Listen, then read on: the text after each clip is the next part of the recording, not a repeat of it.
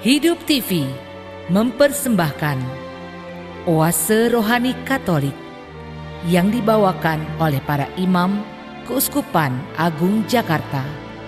Selamat menyaksikan. Salam damai sahabat Oase Rohani Katolik yang terkasih. Apa kabar Anda semua di hari ini? Dan semoga Anda dalam keadaan baik dan juga mempunyai sukacita di dalam Tuhan. Senang sekali saya Patricia Elsa dapat kembali hadir di acara ini. Saya sudah bersama dengan Romo Robertus Agung Suryanto OFM yang akrab kita sapa dengan Romo Agung. Romo, apa kabar? Salam jumpa kembali, Romo. Salam kembali, luar biasa, sehat ya. Sehat Romo ya, puji Tuhan. Kita akan awali acara ini dengan doa bersama dengan Romo Agung. Para sahabat Oase Rohani Katolik yang terkasih, mari kita mengawali perjumpaan kita di hari ini dengan mohon berkat Tuhan. Dalam nama Bapa dan Putra dan Roh Kudus. Amin. Allah Bapa kami di surga, kami bersyukur kepadamu atas hari yang baru ini. Kami bersyukur kepadamu atas aneka berkat yang kau limpahkan pada kami di hari-hari yang sudah berlalu. Kami juga bersyukur atas sabdamu yang baru bagi kami sekarang di hari ini. Kau mengendaki agar kami boleh selalu menjadi pewarta-pewarta kabar sukacitamu dalam kehidupan kami tanpa mengenal lelah. Karena itu ya Bapa, anugerahkanlah Roh Kudusmu dalam hati kami agar kami dapat senantiasa menangkap, memahami sabdamu dengan benar dan menyingkirkan apa menjadi keinginan-keinginan kami secara egois dan membuat kami hanya mementingkan diri sendiri. Jauhkan dari kami, dan semoga sabdamu menjadi kekuatan bagi kami untuk boleh berbahagia, bersukacita di dalam Engkau. Kehidupan berkuasa, kini dan sepanjang segala masa. Amin. Bapa dan Putra dan Roh Kudus. Amin. Jika kalian yang jahat tahu memberikan yang baik kepada anakmu, betapa pula Bapamu di surga. Ia akan memberikan Roh Kudus kepada siapapun yang meminta kepadanya. Sahabat Oase Rohani Katolik yang terkasih, pada pekan biasa ke-27, bacaan yang akan kita baca dan dengarkan bersama, bacaan pertama dari surat Rasul Paulus kepada jemaat di Galatia, dan bacaan Injil Yesus Kristus menurut Lukas, bab 11 ayat 5 sampai dengan 13. Kita awali dengan membaca surat Rasul Paulus kepada jemaat di Galatia, bab 3 ayat 1 sampai dengan 5. Hai orang-orang Galatia yang bodoh, siapakah yang telah mempesona kalian? Bukankah Yesus Kristus yang disalibkan itu telah dilukiskan dengan jelas di depanmu? Hanya ini yang ingin ku ketahui daripadamu. Adakah kalian menerima Roh karena melakukan hukum Taurat, atau karena percaya akan pewartaan Injil? Adakah kalian sebodoh itu? Kalian telah mulai dengan Roh, maukah kalian sekarang mengakhirinya dalam daging? Sia-siakah semua yang telah kalian alami sebanyak itu? Masakan sia-sia. Jadi bagaimana sekarang? Tuhan telah menganugerahi di antara kalian. Tuhan telah menganugerahi kalian Roh dengan berlimpah-limpah, dan Ia telah melakukan mukjizat di antara kalian. Adakah Ia berbuat demikian karena kalian melakukan hukum Taurat, atau karena kalian percaya akan pewartaan Injil? Demikianlah sabda Tuhan. Syukur kepada Allah. Marilah kita tanggapi dengan mazmur tanggapan. Terpujilah Tuhan Allah Israel, sebab Ia mengunjungi umat-Nya. Terpujilah Tuhan Allah Israel, sebab Ia mengunjungi umat-Nya.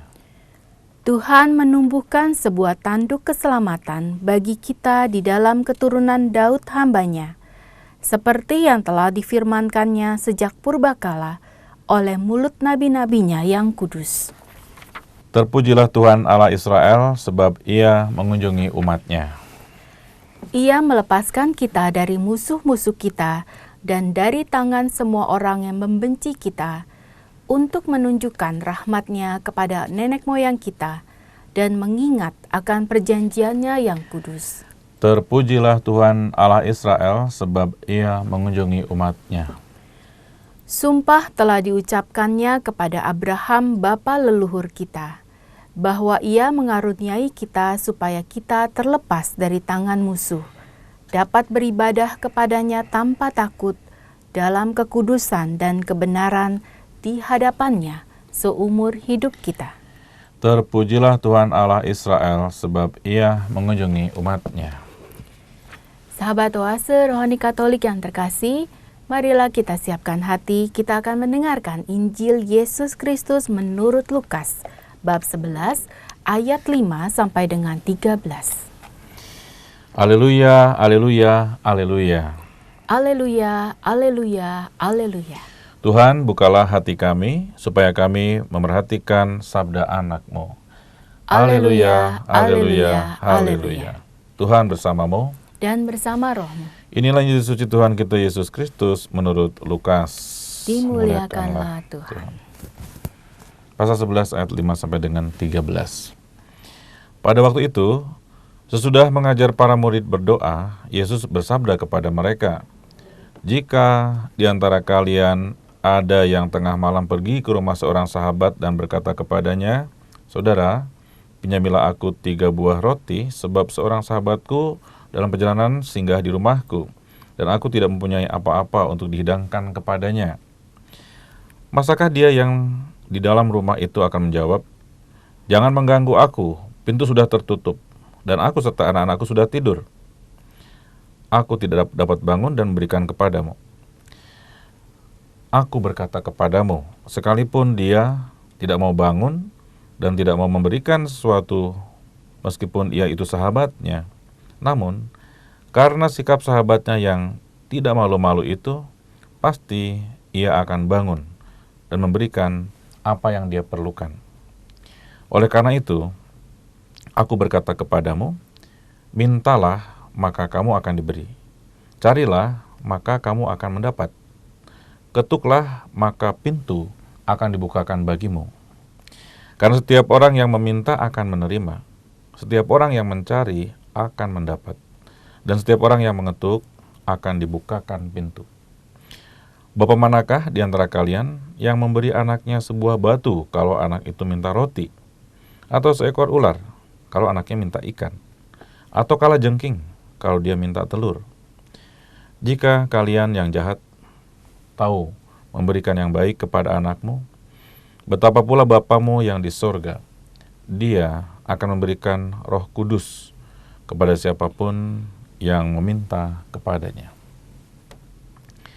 Demikianlah Injil Tuhan. Terpujilah Kristus. Terpujilah Kristus. Ya, terima kasih Romo Agung bacaan Sama-sama, Injilnya. Ya. Sahabat Oase Rohani Katolik yang terkasih, kita sudah mendengarkan 2 bacaan pada kesempatan Pekan Biasa ke-27 ini. Dan sekarang Romo Agung akan memberikan inspirasi pewartaan dari bacaan pertama dari surat Rasul Paulus kepada jemaat di Galatia. Ya, Romo. Baik, dalam surat kepada jemaat di Galatia, Rasul Paulus ini dalam pasal yang ketiga ayat 1 sampai dengan 5, Paulus berhadapan dengan umat yang memenuhi keinginan daging, ya. Jadi Paulus menitik beratkan pada agar jemaat itu berpandu pada pimpinan Roh Kudus. Dan pimpinan Roh Kudus itu pasti pimpinan yang benar dan menyelamatkan. Tidak seperti banyak orang rupa-rupanya mulai ragu, dan juga banyak di antara jemaat-jemaatnya itu yang mengikuti keinginan daging. Nah, Paulus dalam banyak suratnya memang memperlawankan antara keinginan daging dan keinginan roh. Daging itu pasti menyelamatkan dan membahagiakan. Keinginan roh itu seringkali mengikuti keinginan diri sendiri. Ya. Dan perseteruan, pertengkaran banyak hal terjadi karena keinginan roh itu tersingkirkan dan keinginan daging diutamakan. Keinginan untuk menonjolkan diri, membuat diri terkemuka, terkenal, baik, itu seringkali membuat orang lupa pada keinginan tuntunan Roh Kudus, keinginan Roh Kudus. Nah, yang paling pokok memang itu yang disampaikan pada jemaat di Galatia, dan juga pada hemat saya masih sangat relevan hingga hari ini. Karena apa? Karena tidak jarang juga orang lupa bahwa yang mesti kita minta kepada Allah itu kan sebetulnya supaya kita dipimpin oleh Roh Kudus. Bahkan tadi, maaf nih kita lompat ke bacaan Injil barusan yang didengar ya. Injil itu tidak mengatakan, setelah Yesus mengatakan kalau Bapaknya ini nggak mungkin kasih ular dan sebagainya ya. Lalu dikatakan kalimat terakhir itu yang paling penting, itu Dia akan memberikan Roh Kudus. Jadi betapa pula Bapamu yang baik di surga itu akan memberikan Roh Kudus. Kok Yesus nggak mengatakan berikan yang apa gitu yang paling besar ya? Tidak. Ternyata akan memberikan Roh Kudus. Berarti ada makna yang sangat besar, yang luar biasa, yang hebat di sana, yaitu memberikan Roh Kudus. Dan itu patut diminta oleh orang beriman kepada Allah. Orang beriman lupa kalau minta kepada Allah itu seringkali hal yang dibutuhkan sehari-hari, betul sih itu kebutuhan atau berhubungan dengan hidup, ya kesehatan dan sebagainya penting. Lupa bahwa meminta Roh Kudus agar memenuhi kehidupan kita, berkarya untuk kita, mesti dimintakan juga. Bacaan hari ini menyampaikan pada kita sekalian, Yesus sendiri yang mengatakan itu. Lalu Paulus mengalami itu, bahwa banyak orang yang tidak meminta dirinya dikuasai oleh Roh Kudus. Banyak yang hidup dalam keinginan-keinginan daging ego pribadi, keinginan-keinginan duniawi, dan lupa bahwa keinginan Roh Kudus itu yang membawa orang pada damai sejahtera, hidup dalam kerukunan, persatuan. Roh Kudus, Roh pemersatu, Roh pembawa damai sejahtera, lupa dimintakan ya, dan segala yang baik datangnya dari Tuhan. Ya, mesti dimintakan Roh Kudus ya. Pesannya yang paling pokok itu. Dua bacaan pesan berarti udah selesai ya. Ya, itu secara garis besar ya Romo ya. Ya, sekarang kita coba lebih dalami lagi ya Romo ya. Ini perkataan pertama aja yang kita baca, hai orang-orang Galatia yang bodoh. Nah, perkataannya ini udah pakai kata yang bodoh. Ini bodoh dalam hal apa Romo? Intelektual ataukah dalam penghayatan iman Romo? Iya, Paulus seringkali mengatakan hal bodoh dan tidak bodoh itu bijaksana dan tidak bijaksana, seperti dalam kitab yang lain ya. Sama dengan Injil Lukas ya, ada 5 gadis bijaksana, itu berarti tidak bodoh, bijaksana. Tapi yang satunya yang tidak bijaksana itu bodoh ya. Kurang lebih seperti itu juga ya. Bodoh itu berarti melalaikan, mengabaikan tuntunan Tuhan. Dan Santo Paulus mendapati orang-orang seperti itu dikatakan bodoh ya, meskipun kata-katanya ya seperti itulah kitab suci ya, menegur, ada kata-kata yang tidak kita sukai, kita nggak mau baca nih ya, seperti itu. Jangan sampai begitu. Bodoh, artinya kebodohan adalah hal yang, jangan sampai kita mengulang hal yang sama. Kalau ada kesalahan yang sama diulang berarti kebodohan, ya kan? Ya. Nah, berulang-ulang terjadi bahwa banyak orang-orang Galatia rupanya itu tidak memberikan dirinya pada ajaran Tuhan, tapi pada keinginan-keinginan daging, dan juga mungkin ada ajaran tawaran-tawaran baru ya, yang membuat mereka jauh dari Roh Tuhan. Bahkan ada yang juga ikutin semangat lama. Apakah karena Taurat Tuhan kamu ikutin keinginanmu itu seperti itu, dan bukan mengikuti keinginan Tuhan, bukan keinginan Roh, tapi keinginan daging? Apa itu tuntunan dari Taurat Tuhan yang kamu dapati? Apa dapat dari tuntunan Injil ya? Gak mungkin terjadi kalau itu dari tuntunan Injil, seperti itu. Paulus menegur dalam hal ini kepada jemaat di Galatia pasal 3 ayat 1 sampai dengan 5 ini ya, bahwa Roh Kudus itu turun berlimpah-limpah. Tuhan telah lakukan banyak kebaikan, termasuk mukjizat-mukjizat Tuhan limpahkan. Buktinya banyak, tapi kenapa kamu tidak percaya ya? Banyak yang tinggalkan tuntunan Roh Kudus dan percaya pada hal lainnya, seperti itu ya. Ya. Dan kalau kita membaca surat Rasul Paulus ini, menariknya lagi semua kalimat-kalimat ini dalam tanda tanya ya Romo ya. Jadi bertanya. Ini yang dimaksudkan Paulus ini mengajak orang-orang Galatia ini untuk melakukan refleksi diri ya Romo. Benar sekali. Ya, refleksi diri.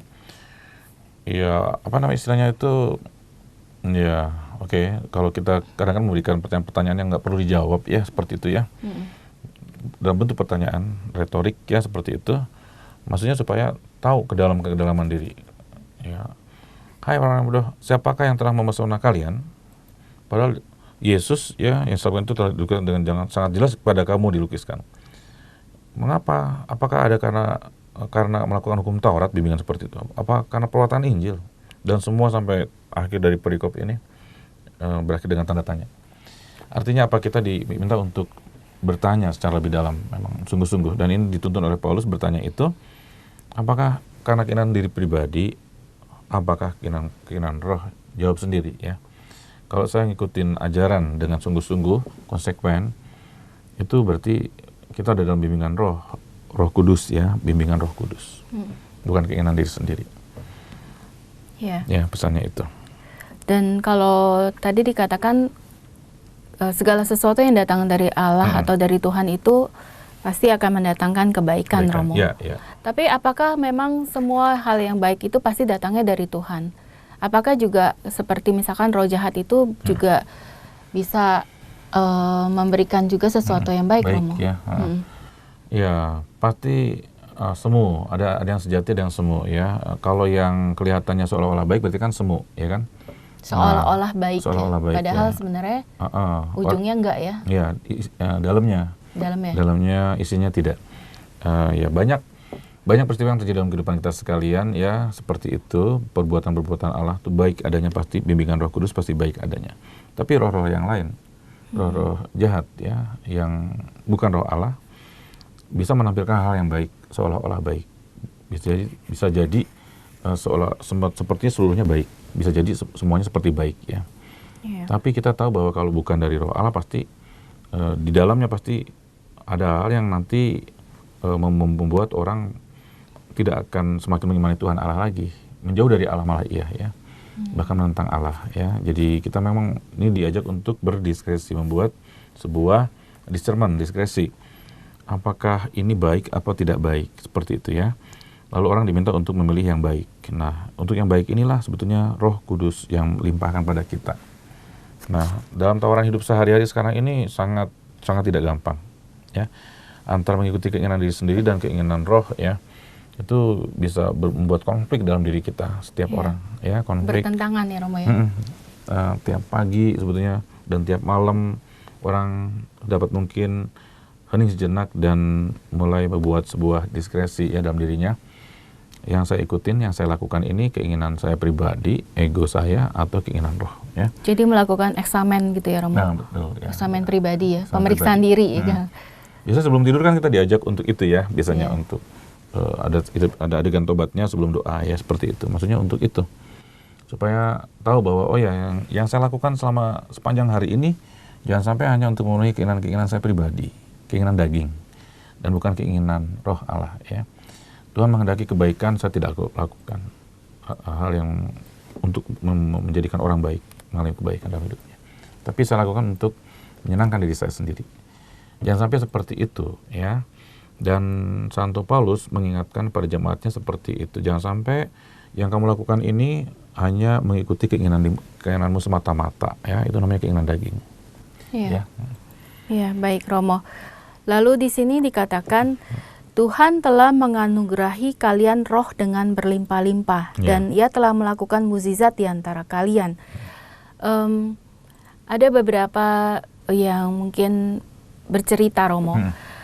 Dia tidak mengalami, dia sudah mengikuti Tuhan Yesus, tapi dia merasa hidup dia selalu dalam kondisi yang tidak baik atau boleh dikatakan menderita. Ini kan langsung menguji akan imannya kepada Tuhan ya, Romo ya. Jadi untuk mendapatkan kebaikan Tuhan aja dia merasa dia tidak mendapatkan itu, apalagi merasakan mukjizat Tuhan. Kalau bertemu dengan orang-orang seperti ini, Romo, apa yang dapat kita katakan kepada mereka? Iya, baik. Jadi Santo Paulus pun tadi belum selesai. Apakah yang seperti itu terjadi ya? Apa karena kalian melakukan hukum Taurat atau karena kalian percaya pada perkataan Injil? Artinya ada hal yang baik terjadi. Itu terjadinya itu apa karena kamu melakukan Taurat Tuhan, atau apakah kamu sudah mendengarkan Injil dengan baik ya, pewartaan kabar sukacita Tuhan ya. Artinya apa yang Santo Paulus dan kawan-kawannya para rasul sudah sampaikan, pewarta-pewarta yang juga sampaikan, itu pasti pewartaan kabar sukacita. Dan kabar sukacita itu membuat orang bersukacita karena orang mengalami kehadiran Tuhan dalam hidupnya ya, dan menjadi dirinya menjadi berkat dan kebahagiaan bagi orang lain. Nah, kalau orang tidak mengalami kebahagiaan sukacita dalam dirinya, apakah dia sungguh-sungguh tidak dikasih oleh Tuhan, atau apakah dia sungguh-sungguh menjadi orang yang sungguh tidak dilimpahi berkat-berkat yang seperti ini berlimpah-limpah dan sebagainya. Jangankan berlimpah-limpah, kasih berkat aja enggak ngalamin. Apakah dia nggak dicintai oleh Tuhan? Pasti bukan itu. Poinnya yang paling pokok pada pesan hari ini adalah pada pesan yang seperti ini, refleksikan dengan baik, sungguh-sungguh bahwa apa yang sudah diterima oleh setiap orang pasti berlimpah ruah kok, ya.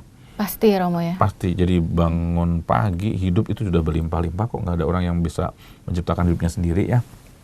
Apa semua kalau boleh kita hitung, kalau harus dibayar ini kalau ada ukurannya untuk oksigen, kita harus bayar berapa? Ya seperti itu ya, berlimpah ruah. Luar biasa ya. Nah karena itu Tuhan limpahkan pada kita dengan berlimpah-limpah. Dan juga begitu banyak mukjizat. Mukjizat kalau dikatakan hidup ini adalah rangkaian mukjizat demi mukjizat, ya kita harus akui dan kita yakini itu bahwa setiap kehidupan yang baru, hari yang baru adalah mukjizat. Dan dalam satu hari ini kita menerima begitu banyak, amat banyak mukjizat yang tak terhitung sebetulnya, ya. Jadi tergantung dari kepekaan, dan karena itu dibutuhkan diskresio atau discernment ya, memilah-milah di dalam roh, dalam bimbingan Roh Kudus, apakah yang baik yang saya alami ini terjadi karena keinginan saya pribadi saja dan nanti saya alami sendiri dan untuk diri saya sendiri saja, atau yang baik ini Tuhan kehendaki untuk juga dialami oleh orang lain. Ya, kalau Tuhan bimbing dengan Roh Kudusnya pasti Tuhan kehendaki agar kita jadi berkat bagi yang lain, jadi sumber sukacita bagi yang lain juga ya, seperti itu. Ya. Menjadi berkat dan juga sumber sukacita, terutama pertama untuk ya orang lain juga ya, untuk sesama yang dapat bisa kita bagikan. Baik Romo, terima kasih. Kita akan jeda dahulu, sahabat Oase Rohani Katolik. Kita akan kembali sesaat lagi, tetaplah di tempat Anda. Hidup TV mempersembahkan Oase Rohani Katolik yang dibawakan oleh para imam Keuskupan Agung Jakarta. Selamat menyaksikan. Terima kasih Anda masih bersama dengan kami, sahabat Oase Rohani Katolik. Masih bersama dengan saya, Patricia Elsa, dan Romo Robertus Agung Suryanto, OFM. Dan kita akan lanjutkan kembali perbincangan dan juga inspirasi pewartaan yang Romo Agung sampaikan. Romo, kita akan lanjutkan kembali. Apakah Romo mau menyambung dari bacaan pertama, mengulang sedikit? Oke. Ya. Baik, para sahabat Oase Rohani Katolik yang terkasih, jadi dalam seluruh bacaan pertama yang semua teksnya berakhir dengan tanda tanya, semoga saudara sekalian juga tidak penuh dengan tanda tanya sampai sekarang ya, tapi akan selalu terjawab dalam hidup kita sekalian. Jadi kita sekalian diajak pada dasarnya, pada pokoknya oleh Santo Paulus, seperti ajakannya dalam jemaat di Galatia juga, untuk hidup di dalam roh sebetulnya ajakannya itu ya. Hiduplah di dalam roh. Jadi lewat semua pertanyaan itu Paulus mempertanyakan pada jemaatnya. Kalau semua yang terjadi sekarang ini kacau, tidak mengikuti keinginan Roh Kudus, itu dari mana datangnya? Sebetulnya mengatakan itu. Kalau datang dari Roh Kudus nggak mungkin terjadi ya. Tapi kalau datangnya dari keinginan daging kita ya pasti banyak hal yang membuat hidup berantakan terjadi. Nah, karena itu Paulus mengajak sebetulnya pada kita sekalian untuk hidup di dalam roh. Dan Yesus lebih tegas lagi, mintalah Roh Kudus. Allah akan berikan Roh Kudus kepadamu ya. Dan yang sangat jarang kita doakan minta pada Allah itu adalah kita minta agar makanan hari ini cukup, bukan hanya cukup tapi berlebihan ya. Kita dapat pakaian dan sebagainya, baju baru ya, naikkan pangkat, rezeki lebih berlimpah ruah ya. Minta Roh Kudus? Ada minta Roh Kudus? Jujur jarang kan? Nah, saya juga jarang minta Roh Kudus. Artinya hari kita disadarkan sama-sama, mintalah Roh Kudus ya. Nah, Yesus mengatakan betapa pula Bapamu yang di surga, Dia akan memberikan Roh Kudus kepada siapapun yang meminta kepadanya. Padahal kita nggak pernah minta ya, karena itu minta Roh Kudus. Jarang kita. Baik, mungkin yang paling pokok dari bacaan pertama dan kedua kejawabnya di sini ya. Bacaan pertama itu di Galatia pasal 3 sampai 5 yang berakhir dengan tanda tanya, jawabannya situ. Mintalah Roh Kudus dan kamu akan hidup bahagia. Karena Roh Kudus pasti roh yang membimbing kamu dalam kebenaran ya. Itu yang Yesus mau sampaikan pada kita sekalian. Dan jarang kita akui sebagai orang beriman, jarang kita minta Roh Kudus Allah. Baik, kita dalami Injil ya. Terima kasih. Ya, Romo. Kita sekarang melangkah ke Injil Yesus Kristus menurut Lukas bab 11 ayat 5 sampai dengan 13. Di sini Yesus pada waktu itu mengajar para murid berdoa ya, Romo ya. Jadi sudah selesai mengajar tentang doa, kemudian masih menegaskan tentang hal ini. Ya. Masih tentang doa juga ya. Baik ya. Bagaimana, Romo? Ya, ilustrasi yang diberikan pada kita sekalian ya, telah mengajar tentang doa, masih juga menegaskan, oh ini seperti ini nih gambarannya tentang doa tuh kayak gini nih ya, doa permohonan yang kita sampaikan pada Tuhan. Dia mengatakan ada sahabat ya, kedatangan sahabatnya lagi, nggak punya apa-apa kita nih, tuh nyuguhin dia, jalan jauh, kasihan, malam apalagi ya. Terus kita mau minta tetangga nih, pasti punya roti ya dia. Bagaimana supaya dapatkan roti itu untuk sahabat saya, bukan buat saya, buat sahabat saya. Nggak malu-malu datang pada, maaf nih saya nggak punya roti. Untuk mengatakan maaf saya tidak punya roti, sesuatu yang biasa saya berikan pada sahabat saya, itu kan nggak gampang. Untuk mengatakan saya butuh, saya tuh hanya roti saja ya. Tapi kan pokok ya, buat orang yang lagi jalan, buat saya juga pokok. Maaf saya minta, bisakah saya minta roti? Dia, lalu apakah dia mengatakan nggak bisa, saya udah tidur, semua anak-anakku udah tidur juga. Tapi saya ulang lagi, aduh maaf ya, saya minta roti ya. Apakah kamu punya roti buat sahabat saya yang lagi jalan ini, lagi perjalanan gitu. Jadi mau mengatakan tentang doa itu disampaikan pertama-tama doa permohonan itu kan seringkali kita katakan kalau doa jangan mohon terus dong, jangan minta terus dong, kan Tuhan sudah tahu semuanya. Tapi ternyata penting juga tuh. Doa permohonan itu mengajari orang rendah hati ya. Doa permohonan kalau saya mohon pada Tuhan bukan berarti saya ini serakah, enggak. Tapi saya harus rendah hati. Untuk bisa minta tuh kan orang harus rendah hati. Orang yang udah berkelimpahan nggak mungkin minta, ya kan? Ngapain saya minta? Gengsi dong. Derajat saya turun, kayak gitu ya. Gengsi, apalagi negara kita negara hebat mau minta donor, gengsi ya, seperti itu. Nah, hari ini kita diajari seperti sahabat itu bukan untuk dirinya sendiri tapi untuk sahabatnya lagi perjalanan ya, untuk orang lain. Dia memintakan, saya harus mengakui bahwa saya nggak punya apa-apa, saya nggak punya apa-apa buat kebaikan dia, untuk hidupnya dia nih dalam perjalanan. Saya harus minta. Nah, minta itu butuh kerendahan hati. Yesus mengajarkan lagi satu hal tentang doa permohonan, itu adalah seperti itu. Jangan malu-malu, sampaikan saja ya. Pasti dia akan bangun, meskipun bangunnya kepaksa ya, terpaksa bangun karena ganggu aja nih orang. Sama dengan tentang hakim juga ya, udah malam ganggu, ketok-ketok terus ya. Ya nggak apa-apa, mungkin seperti itu kita juga sering ngetuk pintunya Tuhan, ketok terus aja ya, gedor-gedor terus, novena lah apalah, belum selesai novena lagi ya, digedor terus pintunya Tuhan ya. Ini Tuhan bilang, iya nih kasihan ya, kita kasih aja ya. Begitu. Jadi dari pihak kita manusia, kita memang harus berusaha. Karena itu Yesus mengatakan minta ya. Mintalah, kalau memang butuh minta. Karena kalau kita nggak minta berarti kita cukup ya, berarti tidak sesuatu yang dibutuhkan lagi. Dipikirnya seperti itu. Meskipun Tuhan tahu segala-galanya, kebutuhan setiap anaknya, meskipun Tuhan tahu kita kekurangan, kan kamu nggak minta, masa saya limpahkan begitu aja ya? Memang sih, saya kira ini urusannya Tuhan, tapi yang jelas saya nggak mau masuk ke situ. Tapi yang jelas kita ini manusia ya, harus minta. Memang kita dapat banyak kelimpahan selama ini tanpa kita minta juga, iya, saya yakin. Esa pernah dapat rezeki atau sesuatu yang didapati di luar dugaan dan sepertinya nggak pernah minta, pasti nggak pernah ngalamin kan? Pernah. Itu saya yakin karena ada yang minta, sahabatnya. Sahabat saya mintakan buat saya, ibu saya barangkali, orang tua saya entah di mana sedang berdoa, itu berikan yang terbaik buat dia Tuhan. Ya, saya nggak tahu nih, saya nggak minta kok dapat ya. Ada orang berdoa buat saya juga ya, gitu. Yeah. Jadi segala yang baik yang kita terima dari Tuhan itu boleh jadi kita belum berdoa memintanya sudah kita terima. Ada sahabat yang datang tadi untuk sahabatnya, ada yang berdoa untuk sahabatnya, meminta kepada Tuhan sesuatu yang kita butuhkan meskipun kita belum sempat memintanya. Karena itu rendah hatilah untuk bisa meminta, datang pada Tuhan ya. Tuhan saya butuh, Tuhan saya minta. Nah, itu satu aspek yang mau diajarkan lewat doa permohonan yang terus-menerus, itu aspek kerendahan hati. juga dalam doa umat dalam sebuah perayaan selalu ada doa umat sebetulnya mengajak kita, mari kita merundukkan diri di hadapan Tuhan, rendah hati, minta segala kuasa kekuatan datang dari Tuhan, ya. Begitu. Jadi meskipun kadang-kadang kita diajari ya oleh romonya ya, oleh katekisnya, kalau doa jangan langsung minta-minta aja ya.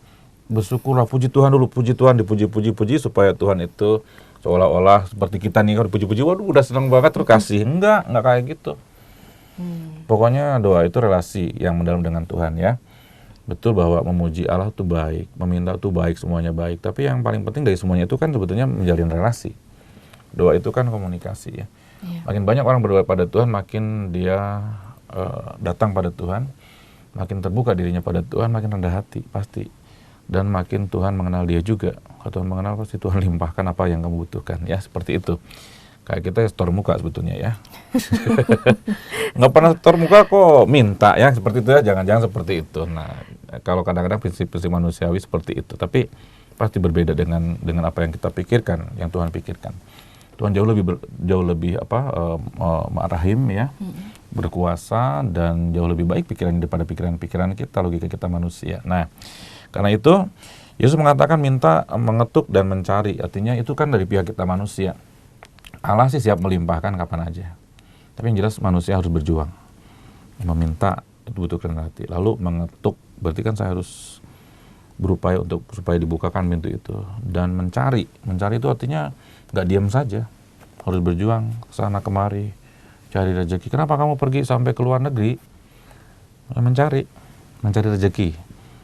Sesuap nasi dan segenggam berlian. Artinya sebetulnya itulah yang Tuhan kehendaki pada kita sekalian, harus berjuang dalam hidup ini. Tidak ada mukjizat terjadi bagi orang yang begini saja ya, berpangku tangan kakinya disilang ya, begitu. Begini terus ya. Tidak akan mukjizat terjadi, nggak ada ya. Mukjizat terjadi pada mereka yang berjuang, yang mengetuk, mencari, berdoa, meminta dan mencarinya ya.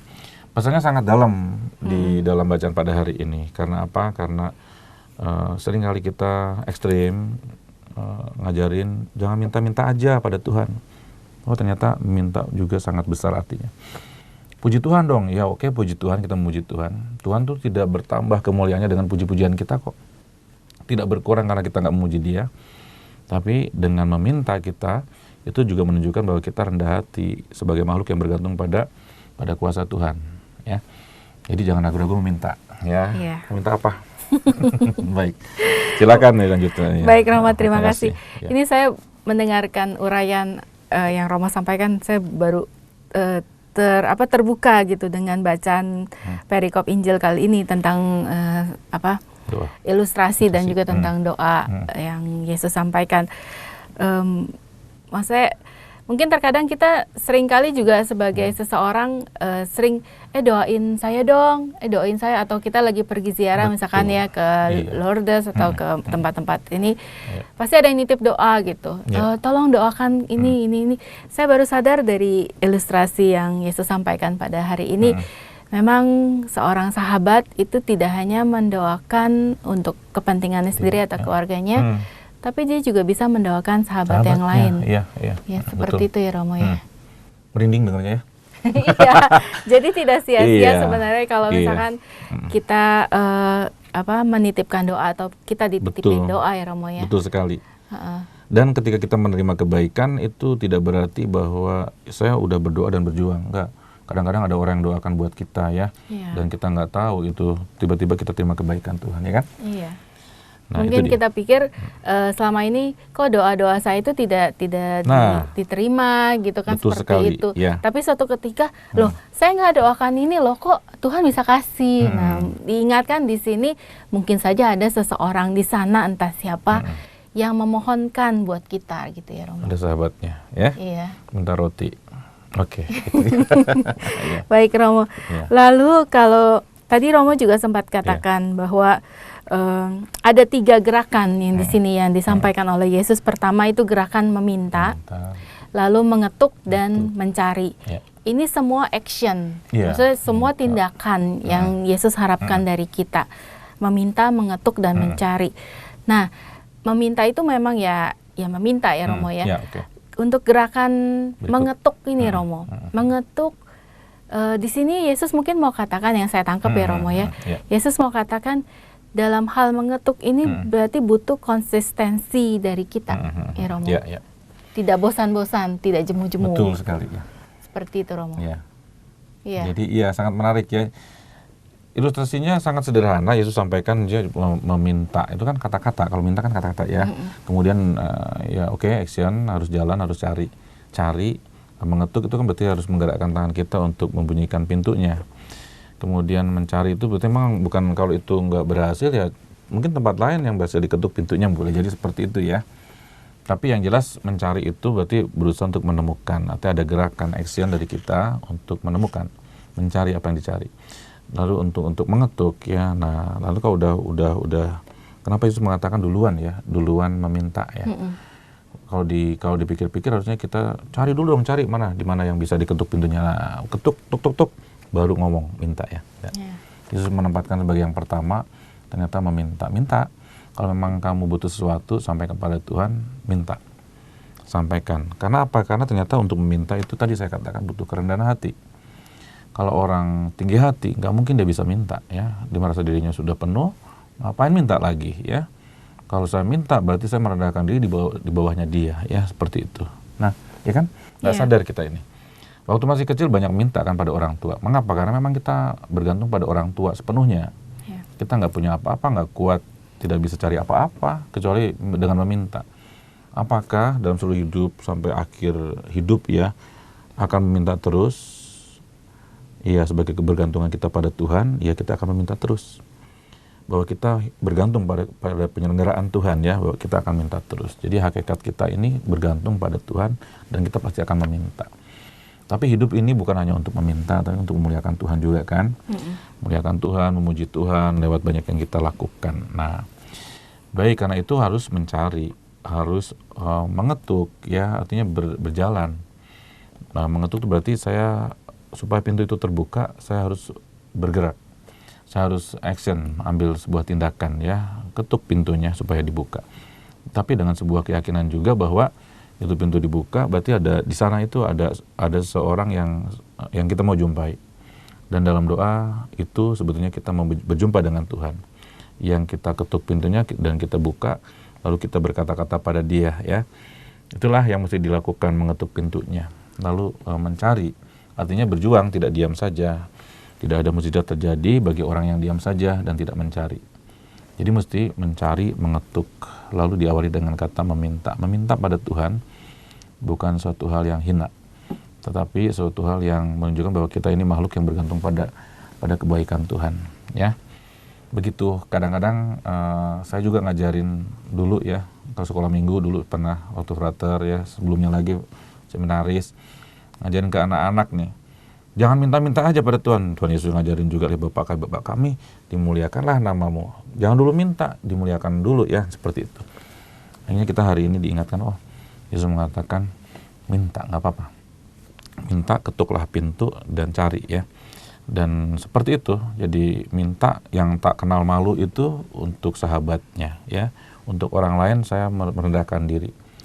Apalagi untuk diri sendiri ya, harus berani meminta pada Tuhan dan mau meminta pada Tuhan, jangan segan-segan ya, begitu. Iya.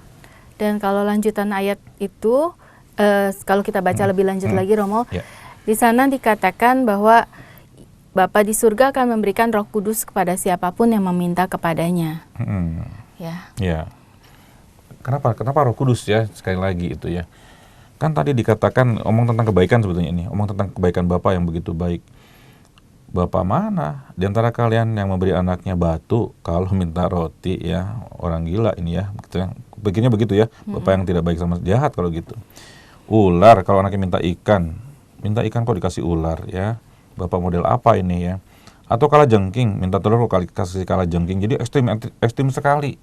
Makanan kasihnya kala jengking ya. Kalau kala jengkingnya kala jengking goreng nggak apa-apa ya. Artinya apa? Kontras-kontras yang seperti itu yang Yesus sampaikan pada kita. Yang jahat, yang bisa mencelakai seperti kalajengking, nggak mungkin diberikan oleh Allah Bapa. Yang hal yang buruk nggak mungkin diberikan oleh Bapa. Kalau kita menerima sesuatu yang buruk dalam hidup kita, jangan langsung bilang, Tuhan Tuhan yang berikan ini, Tuhan memberikan cobaan pada saya. Jangan buru-buru nyalahkan Tuhan ya. Jangan buru-buru menyalahkan Tuhan sudah memberikan pencobaan pada saya begitu beratnya ya. Sakit, saya batuk terus, nggak sembuh-sembuh karena saya ngerokok. Jangan nyalahin Tuhan ya. Tuhan kok kasih saya batuk terus. Ya berhentikan rokokmu ya, seperti itu. Jadi pola sehat seperti itu. Jangan cepat-cepat nyalahkan Tuhan Allah kalau ada sesuatu yang buruk yang kita terima. Jangan juga salahkan sesama ya. Refleksi, introspeksi pada diri sendiri. Kenapa saya menerima hal seperti itu? Nah, hari ini mau dikatakan bukan pertama-tama itunya, tapi yang jelas mintalah pada Allah dan Dia akan berikan yang terbaik. Dan yang terbaik itu ternyata Roh Kudus. Menurut kita yang terbaik itu kalau kekayaan berlimpah, ya pangkat saya naik, uang saya banyak ya, tidak ada nomor serinya, nggak bisa dihitung lagi ya, itu baru terbaik ya. Enggak seperti itu. Mintalah Roh Kudus ya, Roh Kudus. Seperti apa sih minta Roh Kudus itu? Untuk apa? Pentingnya apa? Nah, tadi dalam bacaan pertama itu untuk bisa memilah kita dari keinginan-keinginan yang sifatnya egois semata. Ya, jadi kalau orang ada dalam berkat berarti dia tidak akan memperhatikan, mementingkan diri sendiri. Dibebaskan dari itu.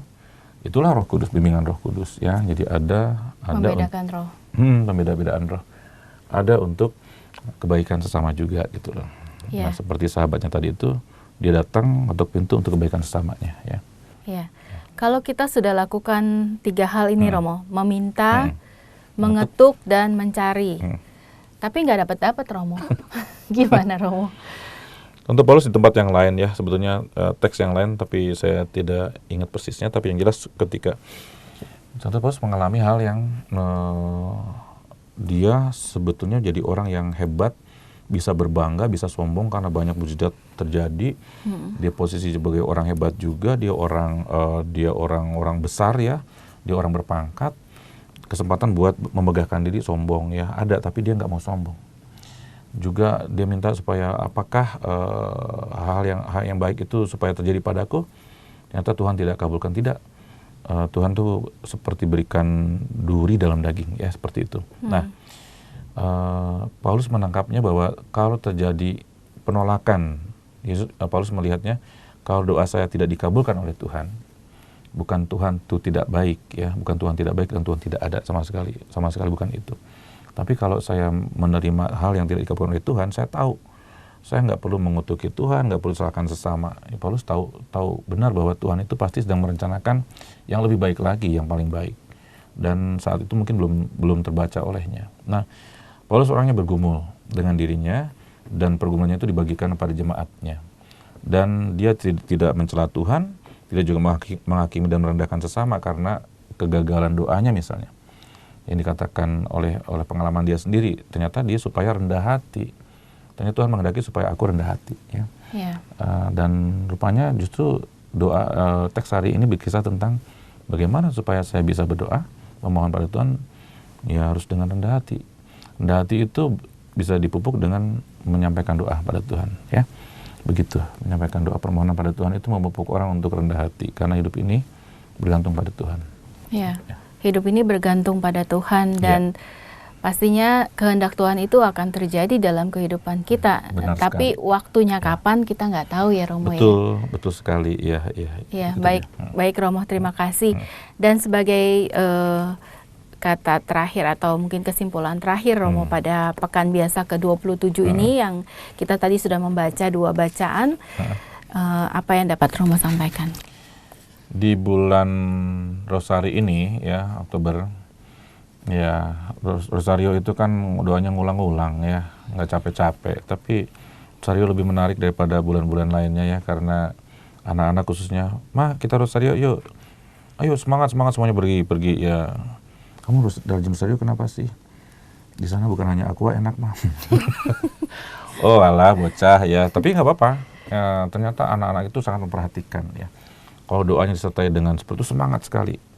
Tapi pesan buat kita sebagai orang tua tentu saja jangan berdoa karena kita butuh ya, karena kita senang, alami kesenangan saja. Tapi berdoalah seperti yang Yesus katakan, bagian dari upaya kita mengetuk dan mencari, sampaikan pada Tuhan apa menjadi permohonan kita. kebutuhan kita pada Tuhan. Karena dengan cara seperti itu kita tahu Tuhan tidak semakin mulia kok, tidak semakin hebat karena apa yang kita lakukan, tidak. Dia tetap maha kuasa, maha baik, maha murah pada kita dengan atau tanpa puji-pujian kita. Tapi sebagai manusia kita bergantung pada kemurahan Tuhan, pada kemuliaan Tuhan dan kuasa Tuhan. Nah, karena itu sampaikanlah permohonan pada Tuhan ya. Apa yang kita butuhkan sampaikan pada Tuhan. Dan doakan juga sesama. Tadi di dalam ilustrasi tadi itu kan kita diminta untuk tadi itu, coba tangkap baik-baik itu ya. Pesannya sahabat itu minta bukan buat dirinya tapi buat sahabatnya ya. Dan untuk meminta itu kan dia harus berjuang. Saya nggak punya apa-apa, ngakui bahwa saya nggak punya apa-apa. Saya harus terus terang saya nggak punya. Dan saya minta kepada Tuhan yang punya kehidupan ini agar limpahkan pada dia ya. Jadi banyak berkat terjadi dalam kehidupan kita sekalian karena kebaikan orang berdoa buat kita juga. Dan rupa-rupanya jangan sampai doa dia lebih banyak daripada doa saya untuk diri saya sendiri. Doakan juga orang lain. Kalau saya doakan oleh orang lain, saya juga mesti banyak mendoakan orang lain. Dan itulah syafaat ya, doa untuk banyak kebaikan banyak orang, bagi bangsa. Saya kira itu yang paling penting dalam hidup ini ya. Sekali lagi saya ingat ilustrasi di doa sang katak sudah sangat kuno ya, seperti itu. Ya. Apa coba? Petani yang kehilangan buku doanya. Lalu dia tahu bahwa tiap hari harus berdoa ya. Buku doanya kehilangan, lalu doa apa nih ya? Kemudian dia mulai tutup mata, dia mulai menyebut alfabet A sampai Z terus Tuhan. Saya sudah sampaikan, engkau silakan sendiri mengatur kalimatnya. Dan dia yakin Tuhan pasti akan berikan yang baik buat dia ya, meskipun saya nggak tahu bagaimana caranya berdoa ya, seperti itu. Jadi iman yang paling besar sampaikan pada Tuhan dengan kerendahan hati, dan kerendahan hati itu dipupuk dengan berdoa. Dan sekalian jangan segan berdoa, menyampaikan doa permohonan. Di bulan Rosari ini banyak doa permohonan disampaikan lewat Rosario, tidak masalah. Jangan dilarang-larang juga kalau orang menyampaikan permohonan dalam doa Rosario. Di posisi kok minta terus, enggak. Silakan minta, sampaikan ya. Enggak ada larangan gitu. Karena permohonan adalah tanda kebergantungan kita pada Tuhan ya. Ya. Baik, itu saja pesannya. Terima kasih. Ya. Baik, terima kasih banyak. Sungguh inspirasi pewarta dan kabar baik Injil yang luar biasa indah yang Romo Agung sampaikan, dan pastinya itu karena urapan Roh Kudus. Amin. Amin ya. Ya. Hari ini mintalah Roh Kudus ya. Iya, mintalah Roh Kudus buat kehidupan kita ya. Benar. Supaya kita makin kuat dan selalu percaya bahwa penyertaan Tuhan itu luar biasa di dalam kehidupan kita. Ya. Baik, Romo Agung, terima kasih banyak. Romo sudah memberikan waktu dan juga kesempatan kepada kita semua, dan kita akan akhiri acara ini dengan doa dan memohon doa dan berkat melalui Romo Agung. Baiklah sahabat Oase Rohani Katolik yang terkasih, mari kita menutup perjumpaan kita dengan mohon berkat Tuhan. Dalam nama Bapa dan Putra dan Roh Kudus. Amin. Terpujilah Engkau Allah kehidupan kami.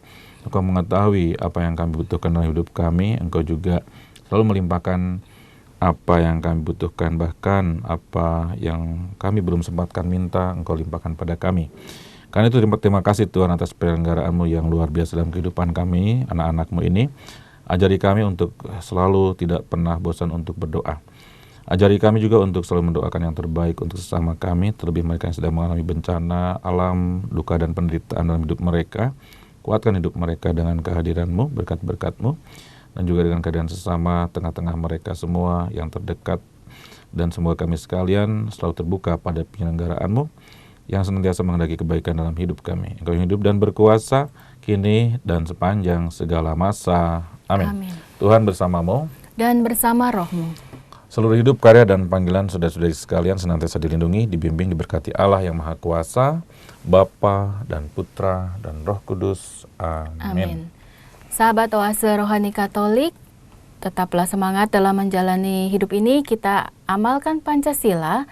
Kita pamit undur diri. Saya Patricia Elsa bersama dengan saya Romo Robertus Agung Suryanto OFM. Ya, kita Bhinneka, kita Indonesia.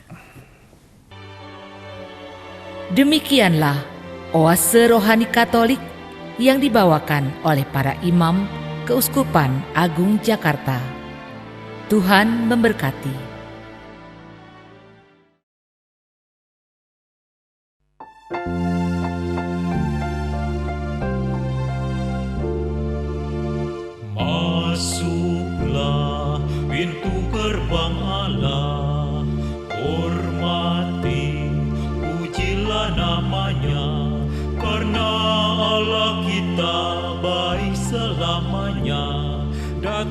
Datang pada Tuhan dengan bernyanyi, tiup dengan merdu bunyi sangkakala, bersorak baginya hai seluruh bumi, berbaktilah dengan sukaria. Masuklah pintu gerbang Allah, hormati, pujilah namanya, karena Allah kita baik selamanya. Bangunlah betangnya di hutan rimba, tanam pohon-pohon daunnya mereka. Hadap pada Tuhan bernyanyi gembira, sadarilah Tuhan itu Allah. Masuklah pintu gerbang Allah, hormati, pujilah namanya, karena Allah kita baik selamanya. Cemara menjulang tinggi pohonnya, dahan telah patah gugurlah daunnya. Cinta kasih Tuhan kekal selamanya, setianya tetap selamanya. Masuklah pintu gerbang Allah, hormati, pujilah namanya, karena Allah kita baik selamanya.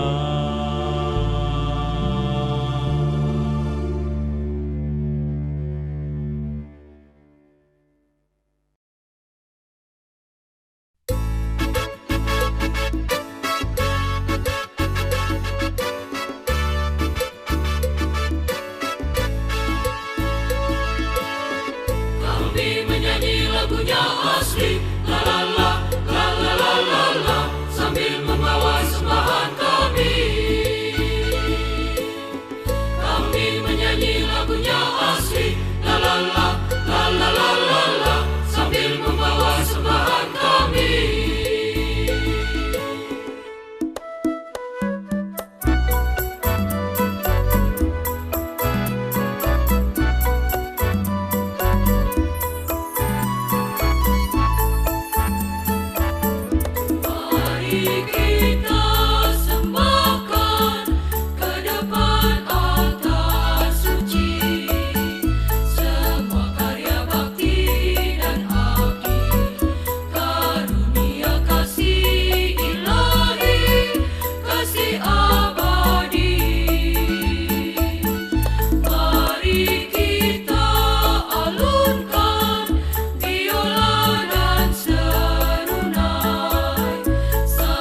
Bernyanyi